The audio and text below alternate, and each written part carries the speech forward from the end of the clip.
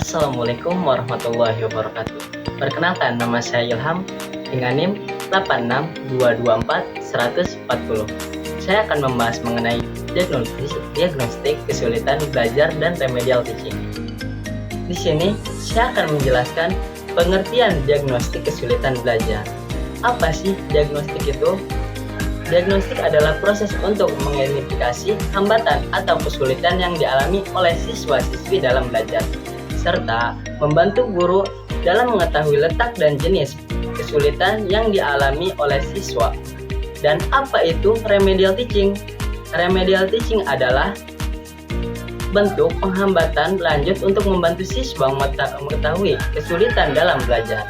Selanjutnya, tujuan diagnostik dan remedial, yaitu mengidentifikasikan kesulitan belajar secara cepat, menyusun strategi pembelajaran yang sesuai dengan kebutuhan siswa, dan meningkatkan hasil belajar siswa melalui program terbuka. Di sini kita mulai membahas diagnostik kesulitan belajar, yaitu proses sistem untuk mengenali jenis, tingkat, dan suatu penyebab kesulitan belajar, atau menggunakan berbagai alat, salah satunya seperti observasi, tes, wawancara, dan catatan akademik.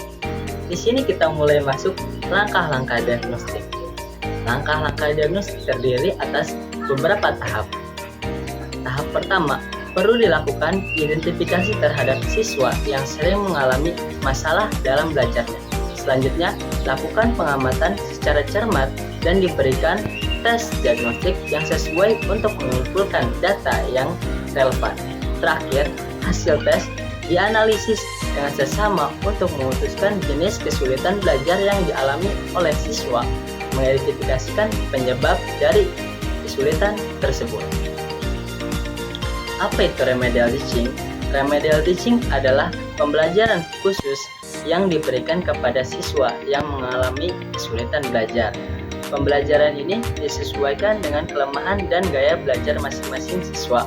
Tujuannya adalah untuk memperbaiki kemampuan siswa, bukan sekedar mengulang materi pembelajaran yang sama begitu saja. Di sini juga ada bentuk-bentuk remedial teaching. Bentuk remedial teaching dapat dilakukan melalui beberapa cara.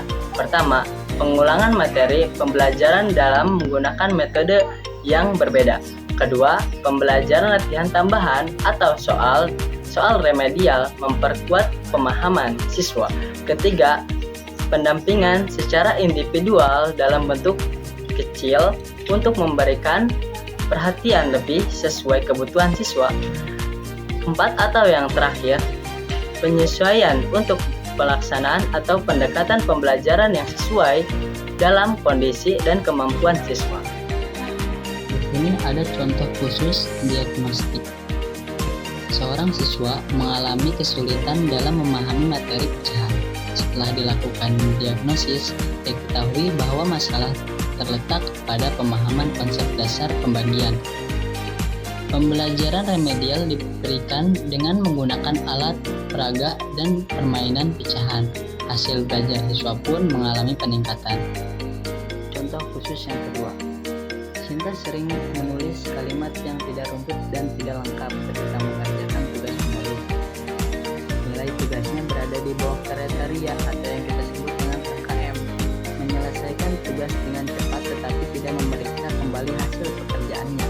Sinta mengalami kesulitan dalam menyusun struktur kalimat karena kurang memahami tata bahasa dasar. Kesimpulan pada materi kali ini ialah diagnostic teaching adalah proses mengidentifikasi kesulitan belajar agar guru dapat memberikan bantuan yang tepat sesuai kebutuhan siswa, dan guru dapat memberikan penanganan lebih dan mendorong keberhasilan belajar secara individu. Baik, cukup sekian presentasi dari saya. Kurang lebihnya mohon maaf. Wassalamualaikum warahmatullahi wabarakatuh.